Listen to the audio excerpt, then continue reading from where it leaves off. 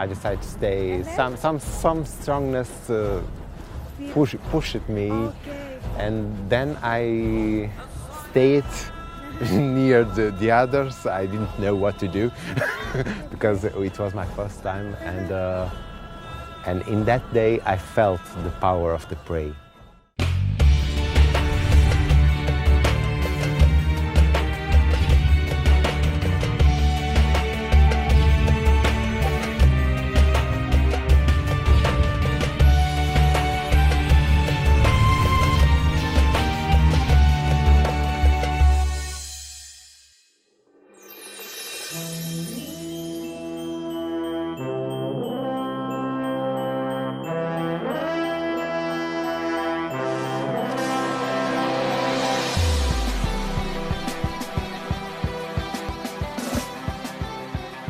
Bem-vindo, selamat datang dalam bahasa Portugis. Ya, Portugal adalah negeri yang penuh dengan sejuta sejarah bagaimana kisah bangsa Moor dari benua Afrika menyebarkan Islam ke negara ini. Tak hanya itu, Portugal juga terkenal dengan para penjelajah lautan yang menjelajah hingga ke Indonesia dan membawa nama rempah Indonesia menjadi mendunia. Kini, Jazirah Islam akan mengupas bagaimana kisah Islam dan juga Muslim di negeri Portugal.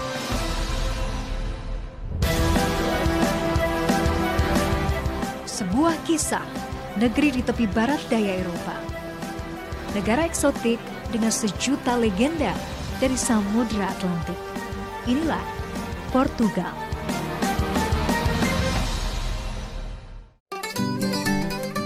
Selama ratusan tahun nama Portugal memang identik dengan kisah kebesaran para penjelajah lautan yang membelah dunia.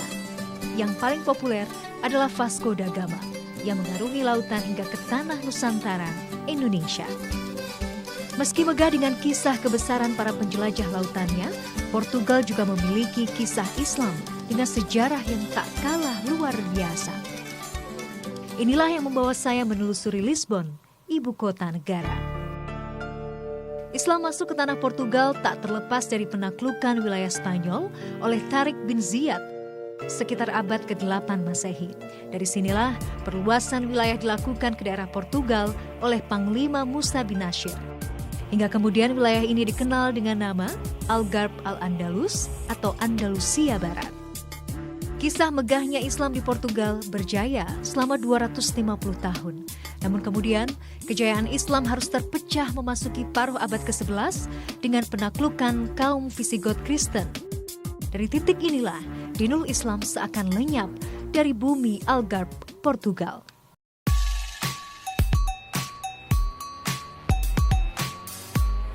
Kini cerita Islam dan Muslim memasuki babak baru. Saat ini diperkirakan ada sekitar 30.000 jiwa kaum muslimin di negara Portugal.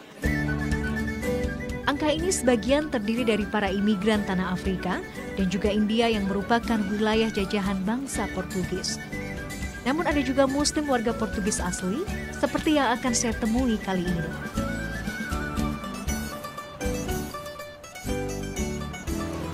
Hari ini saya sudah janjian dengan Aisyah, salah satu Muslim Revert yang tinggal di kota Lisbon. Married an Arabian man from Indonesia. Inilah Aisyah atau Sofia Jacobetti. Ia adalah gadis Portugis yang telah memilih jalan terang untuk memeluk Islam di usianya yang masih muda. Aisyah lahir dan tumbuh besar dalam sebuah lingkungan keluarga Portugis yang erat dengan ajaran Kristen. Selama bertahun-tahun, sang ibunda, Carmen Jacobetti, selalu mengajarkan pada anak-anaknya untuk menjadi seorang yang religius. Namun tanpa disangka, tepat 2 tahun lalu Islam menyentuh hati wanita muda ini dengan cara yang tidak terduga. It was 9 of January 2015. But I already went to the mosque a lot of time because I start my life in the mosque making volunteer work.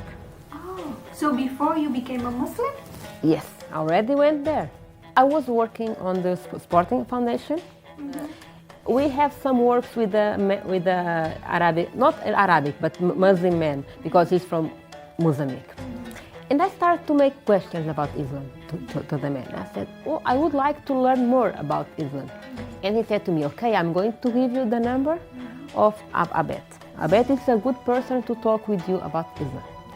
And I called to Abed. We meet together. It was in Ramadan 2 years ago.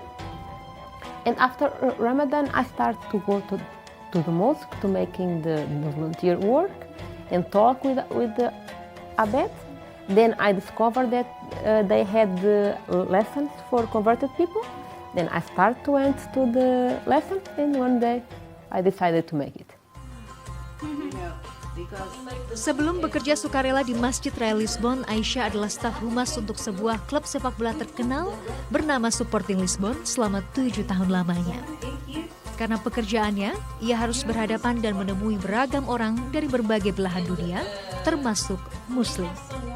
Rupanya pertemuannya dengan kolega Muslim inilah yang membawa hati Aisyah pada cahaya Islam. Islam tak pernah merubah apa yang ada di dalam diri seorang Aisyah. Ia tetap seorang gadis dengan pemikiran yang sama.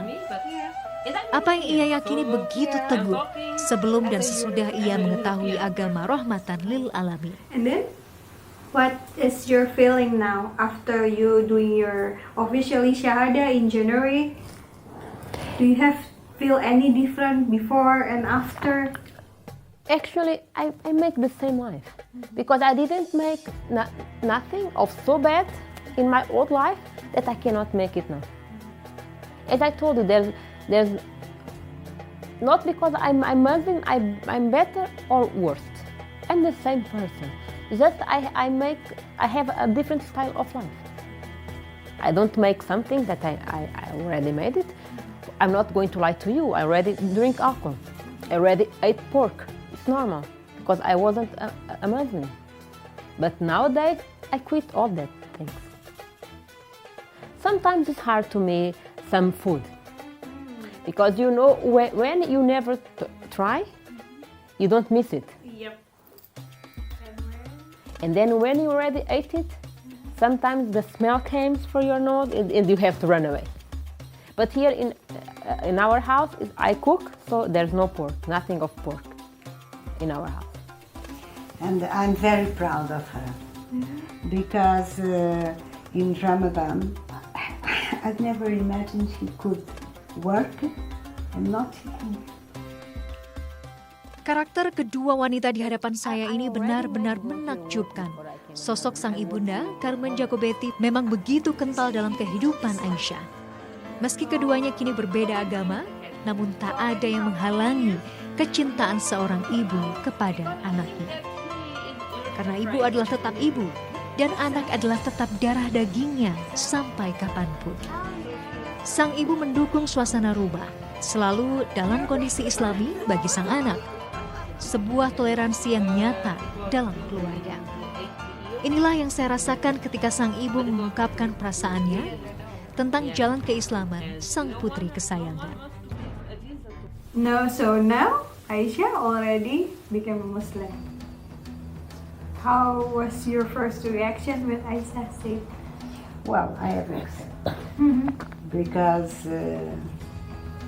if it makes her happy, it's okay for me. Aisyah the only Muslim, yeah, in the Yes, family? yes. No, I have the cousin.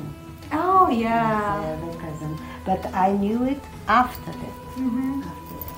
And then in your opinion, after your daughter became a Muslim, what is this religion? Islam is, what is it?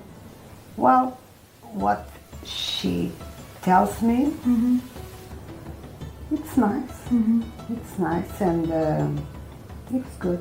And here in the house, she's in peace. Oh, yeah. Yeah.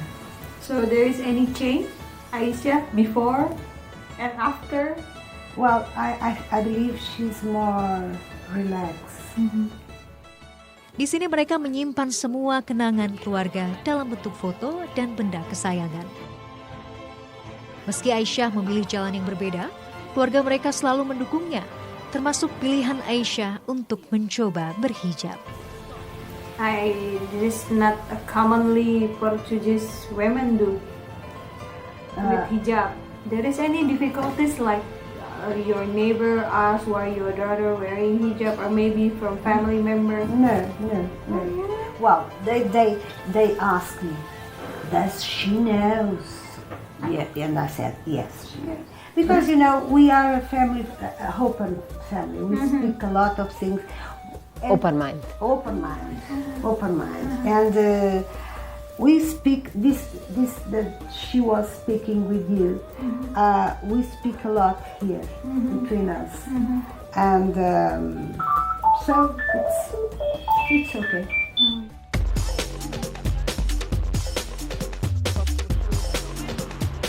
Kali ini Aisyah akan mengajak saya berkeliling Lisbon. Ibu kota negara Portugal ini memiliki pemandangan eksotik yang menjadi daya tarik.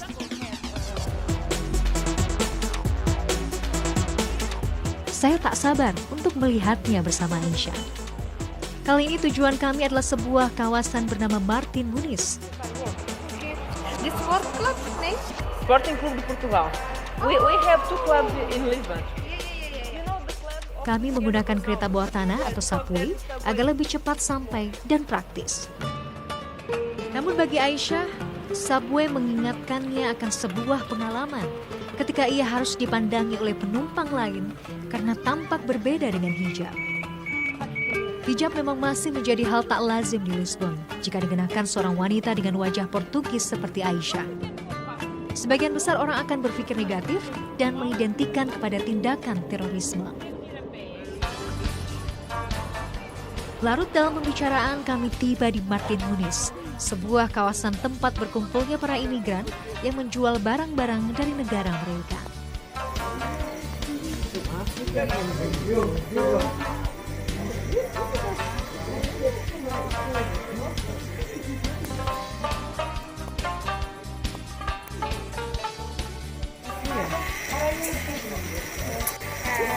Jalan-jalan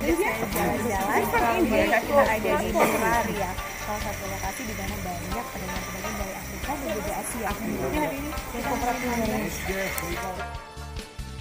From Africa. Oh yeah, Not typical from Portugal.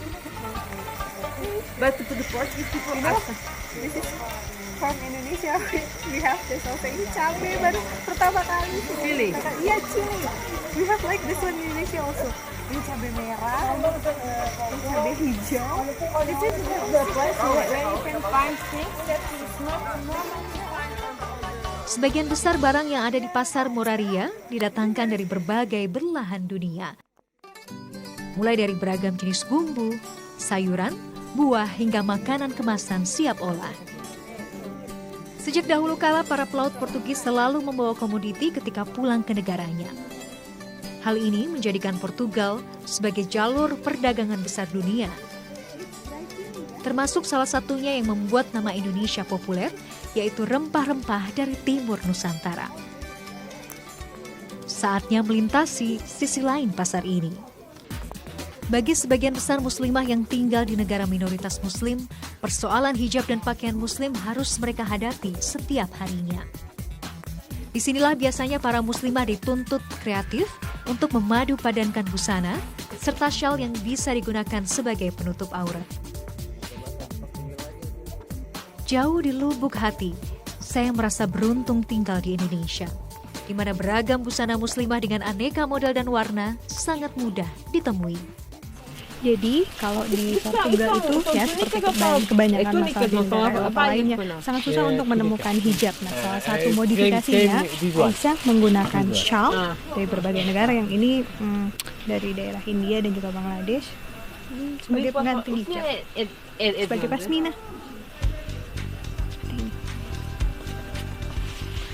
Use like this, yeah? Yes. And then you.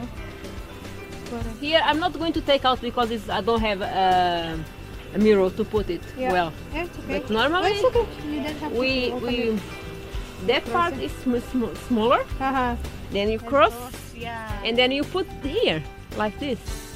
Okay. So sometimes I put so tight, then I start to stick like this. How much is it? €5. That one. I will show you that one.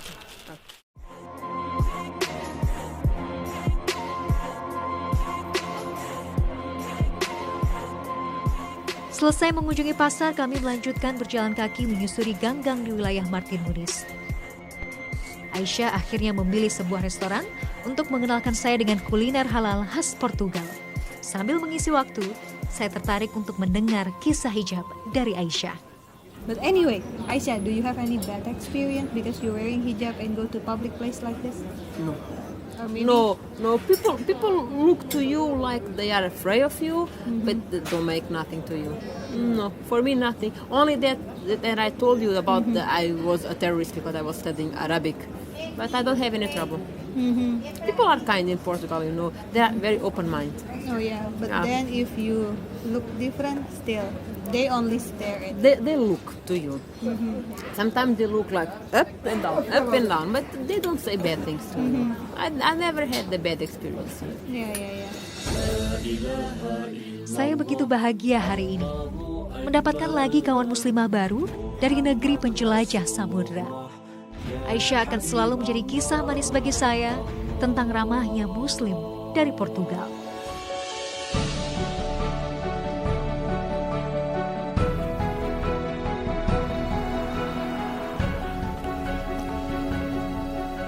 Lisbon masih memiliki kisah muslim lainnya yang tak kalah menakjubkan. Kali ini saya menemui Antonio Islam. Ia akan berbagi kisah tentang bagaimana Islam menemui dirinya dengan cara yang luar biasa. Could you explain me how the first time you know about Islam? Well, the first time I had a connection with Islam was in Istanbul. I didn't know anything about religion. I was not a religion person. Well, I believe in some powerful energy, something that have created the world. Yeah. But I don't know if it is God or energy or cosmos or something. So there is any like special place? Then finally, I have to know about Islam. When you see Istanbul, it looks Lisbon because of the river. But when you look behind the river, here is the river, and in front of you there are lots of beautiful mosques. Yeah. And I decided to enter in the one. It's really famous and was close from my hotel. It's the Blue Mosque. The Blue Mosque, it's very famous and very beautiful. And when I entered there, I felt something, wow, what is that? So I was just visiting. It changed my life. yeah. So That mosque changed my life. Just to be concentrated and to be dedicated to God. Antonio memiliki hobi untuk melakukan perjalanan ke berbagai negara.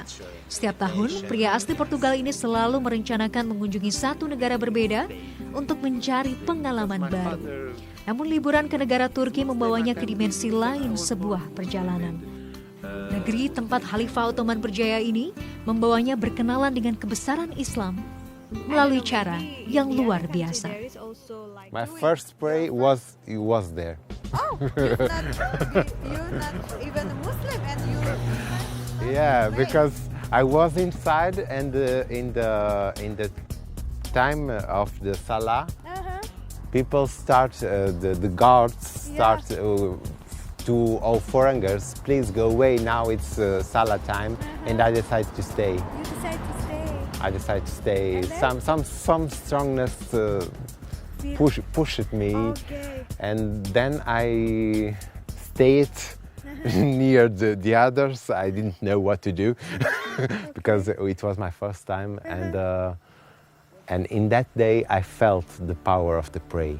So, what is your feeling the first time you have your prayer, your salat, after you finish it?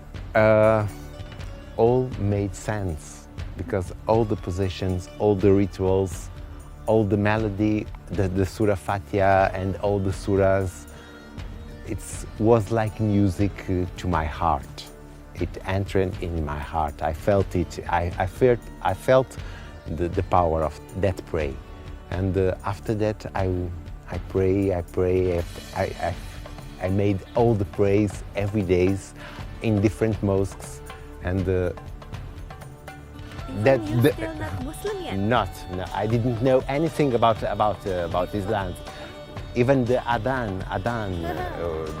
when I heard the adhan, it started to make sense.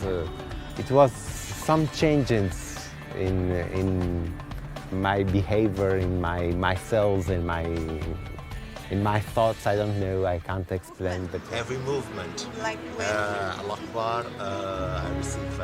Antonio yang telah bertahun-tahun berprofesi sebagai Master Reiki, sebuah praktek penyembuhan penyakit melalui penyaluran energi alam dan ilahi, dibuat takjub oleh rangkaian gerakan dan bacaan sholat.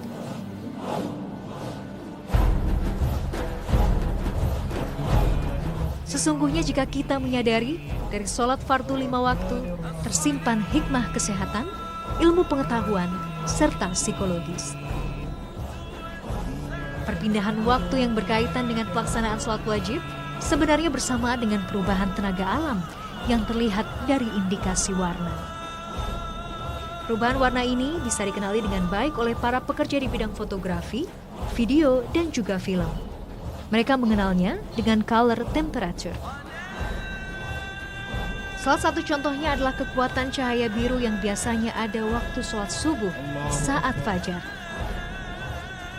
Cahaya biru ini diketahui memiliki frekuensi yang sesuai dengan kelenjar tiroid yang berfungsi penting dalam sistem metabolisme tubuh manusia. Pada waktu ruku dan sujud, tenaga alam yang terpancar melalui cahaya biru ini akan terserap secara optimal.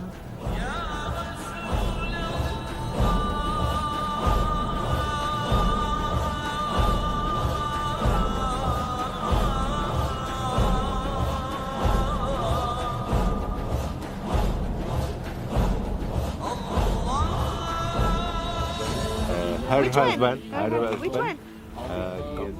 Sosok Antonio membuat saya kagum akan bukti kebesaran Allah Subhanahu wa Ta'ala.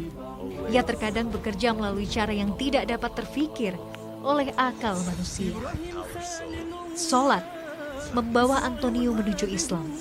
Saya sebagai seorang yang terlahir Muslim dan telah melaksanakan sholat berkali-kali dibuat takjub oleh kisah Antonio. That's a lot. And it was really.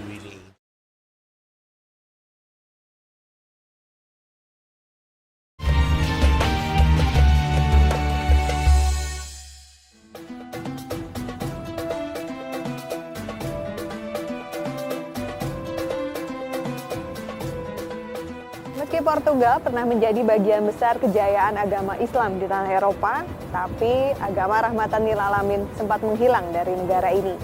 Kini Muslim muda Portugal mulai membangun kembali apa yang menjadi panggilan hati mereka.